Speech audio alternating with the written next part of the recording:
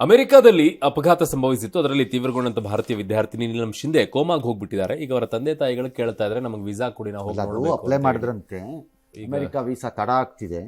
ಈಗ ಅಪ್ಲೈ ಮಾಡಿದ್ರೆ ಮುಂದಿನ ವರ್ಷ ಸಿಗ್ತಿದೆ ಡೇಟ್, ವೀಸಾ ಅಲ್ಲ, ಡೇಟ್ ಸಿಗ್ತಾ ಇರೋದೇ ಡೇಟ್. ಆಮೇಲೆ ಅವ್ರು ಕೊಡ್ತಾರೋ ಬಿಡ್ತಾರೋ ಅದು ಅವ್ರ ಹಣೆ ಬರ. ಈ ಟ್ರಂಪ್ ಆಡಳಿತದಲ್ಲಿ ಏನೇನಾಗತ್ತೋ ದೇವರೇ ಕಾಪಾಡಬೇಕು. ಅದಕ್ಕೆ ಇವ್ರಿಗೂ ಹಾಗೆ ಮಾಡಿಬಿಟ್ಟಿದ್ದಾರೆ ಪಾಪ. ಅದಕ್ಕೆ ಎಲ್ಲ ಇವತ್ತು ಮಾಡಿದ್ಮೇಲೆ ಕೇಂದ್ರ ಸರ್ಕಾರ ಸ್ಪಂದಿಸಿ ವಿದೇಶಾಂಗ ಇಲಾಖೆ ಮಾತಾಡಿದ್ಮೇಲೆ ನಾಳೆ ನಿನ್ನೆ ಅವ್ರಿಗೆ ಇದು ಕೊಟ್ಟಿದ್ದಾರೆ, ಸಂದರ್ಶನಕ್ಕೆ ಟೈಮ್ ಕೊಟ್ಟಿದ್ದಾರೆ. ಕೊಡ್ತಾರೋ ಇಲ್ವೋ ನಂಗೆ ಗೊತ್ತಿಲ್ಲ. ಇನ್ನು ಸಂಪನ್ನ ವಲಸಿಗರಿಗೆ ಅಮೆರಿಕದ ಗೋಲ್ಡ್ ಕಾರ್ಡ್ ವೀಸಾ ಎಂಬ ಆರೋಪ ವಿಷಯವಾಗಿ ಟ್ರಂಪ್ ಪ್ರತಿಕ್ರಿಯಿಸಿದ್ದು, ಹಲವು ದೇಶಗಳಿಂದ ಶಿಕ್ಷಣ ಪಡೆಯಲು ಅಮೆರಿಕಾಗೆ ತೆರಳುವ ವಿದ್ಯಾರ್ಥಿಗಳಿಗೂ ಕೂಡ ಇದು ಅನುಕೂಲ ಆಗುತ್ತೆ. ಪ್ರತಿಭಾವಂತರು ಬೇಕು ಅಂದ್ರೆ ಕಂಪನಿಗಳು ಅವ್ರನ್ನ ಗೋಲ್ಡ್ ಕಾರ್ಡ್ ವೀಸಾವನ್ನು ಖರೀದಿ ಮಾಡಬಹುದು ಅಂತ ಕೂಡ ಹೇಳಿದ್ದಾರೆ. ಜೊತೆಗೆ ಯುದ್ಧದ ವಿಚಾರದಲ್ಲಿ ರಷ್ಯಾ ಪರ ನಿಂತಿರುವ ಟ್ರಂಪ್ ಅಸಲಿಗೆ ಸಮಸ್ಯೆ ಶುರುವಾಗಿದೆ ನ್ಯಾಟೋದಿಂದ, ನೀವು ನ್ಯಾಟೋ ಸದಸ್ಯತ್ವ ಮರ್ತು ಬಿಡಿ ಅಂತ ಉಕ್ರೇನ್ಗೆ ಹೇಳಿದ್ದಾರೆ. ಅಲ್ಲದೆ ಐರೋಪ್ಯ ಒಕ್ಕೂಟಕ್ಕೂ ಸುಂಕದ ಶಾಕ್ ಅನ್ನು ನೀಡೋಕೆ ಟ್ರಂಪ್ ಮುಂದಾಗಿದ್ದಾರೆ. ಟ್ರಂಪ್ ಹೇಳಿಕೆಯನ್ನ EU ಖಂಡಿಸಿದೆ. ಅವರು ಸುಂಕ ಹಾಕ್ತಾರಂತೆ, ಯಾರು ಯುರೋಪ್ನವ್ರು. ಇವ್ರು 25 ಹಾಕಿದ್ರೆ ನಾವು 25 ಹಾಕ್ತೀವಿ, ಡೋಂಟ್ ವರಿ, ನೀವು ಜಾಮೂನ್ ಕೊಟ್ಟರೆ ನಾವು ಜಾಮೂನೇ ಕೊಡ್ತೀವಿ ಅಂತಂದಿದ್ದಾರೆ. ಏನು ತೊಂದರೆ ಇಲ್ಲ. ಇನ್ನು ನ್ಯಾಟೋ ಕರೆಕ್ಟು ಟ್ರಂಪ್ ಹೇಳೋದು, ನ್ಯಾಟೋ ಇಂದಾನೇ ಇದು ಪ್ರಾಬ್ಲಮ್ ಸ್ಟಾರ್ಟ್ ಆಗಿದ್ದಿದ್ದು. ಇಲ್ದಿದ್ರೆ ಇದು ಆಗ್ತಿರಲಿಲ್ಲ ಈ ಪ್ರಮಾಣಕ್ಕೆ.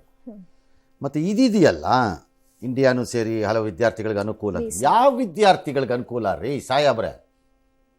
ಯಾವನ್ರಿ ತಗೋತಾನೆ ವಿದ್ಯಾರ್ಥಿ ತಲೆಕೆಟ್ಟ ಒಂಥರ. ಹಳೆ EB-5 ಆದರೂ okay, between 800 and 1050 million 1.05 million ಎಲ್ಲ ಇತ್ತದು ಓಕೆ. 10 ಜಾಬ್ ಕ್ರಿಯೇಟ್ ಮಾಡಬೇಕಾಗಿತ್ತು, 2 ವರ್ಷಗಳ ದೀರ್ಘಕಾಲ. ಅದಾದ ನಂತರ ಅವರಿಗೆ ಟೆಂಪರರಿ ಗ್ರೀನ್ ಕಾರ್ಡ್, ನಂತರ ರೆಗ್ಯುಲರ್ ಗ್ರೀನ್ ಕಾರ್ಡ್, ನಂತರ ಅಲ್ಲಿಂದ 5 ವರ್ಷಗಳ ಕಾಲದ ನಂತರ ಅವರಿಗೆ ಪೌರತ್ವವನ್ನು ಕಳಿಸುವಂಥ ಅವಕಾಶ ಇತ್ತು. ಅದರಲ್ಲಿ $800,000 ಆದರೆ ರೂರಲ್ ಸೈಡಲ್ಲಿ ರೂರಲ್ ಪ್ರಾಜೆಕ್ಟ್ಸು ಮತ್ತು ನಿಗದಿತ ಪ್ರಾಜೆಕ್ಟ್ಗಳು, 1,000 ಮಿಲಿಯನ್ ಪ್ಲಸ್ ಆದರೆ ಬೇರೆ ಅರ್ಬನ್ ಪ್ರಾಜೆಕ್ಟ್ಸಲ್ಲಿ ಇತ್ತದು. ಈಗ 5 ಮಿಲಿಯನ್ ಯಾವನ್ರಿ ತಗೋತಾನೆ? ಕಂಪನಿ ಖರೀದಿ ಮಾಡ್ಬೋದು ಅಂತಾರೆ. ಯಾವ ಕಂಪನಿ ಖರೀದಿ ಮಾಡ್ತವೆ? ಅವಾಗೇನು ತಲೆಕೆಟ್ಟಿದ್ಯಾ? H1Bಗೇನೆ ಇವತ್ತು $18,000-28,000 ಖರ್ಚಾಗ್ತಾ ಇದೆ ಒಬ್ಬೊಬ್ಬರಿಗೆ. ಅಮೆರಿಕದ ನಿಯಮದಲ್ಲಿ ಯಾರು H1Bಗೆ ಅಪ್ಲೈ ಮಾಡ್ತಾರೋ ಕಂಪನಿ ಅವರೇ ಕಾಸು ಹಾಕಬೇಕು, ಹುಡುಗರಲ್ಲ. ಅದು ಹಾಕಕ್ಕೆ ಹಿಂದೆ ಮುಂದೆ ನೋಡ್ತಿದ್ದಾರೆ. ಈಗ ಅವರು 5 ಮಿಲಿಯನ್ ಕೊಟ್ಟು ಖರೀದಿ ಮಾಡ್ತಾರಂತೆ. ಆಯ್ತಪ್ಪ, ನಾನೊಂದು 2 ಹೆಸರು ಕೊಡ್ತೀನಿ, ಟ್ರಂಪ್ ನೀವೇ ಖರೀದಿ ಮಾಡ್ಬಿಟ್ಟು ಕೊಡ್ರಿ, ನೋಡೋಣ, ಸ್ಟಾರ್ಟ್ ಮಾಡಿರಿ ಬೋಣಿ. ಬಿಡ್ತಾರೆ ಬುರುಡೆ, ಯಾರೂ ಹೋಗಲ್ಲ ಅದಕ್ಕೆ. ಎಸ್, ಆ ಸ್ಕೀಮ್ ಡಮಾರದು.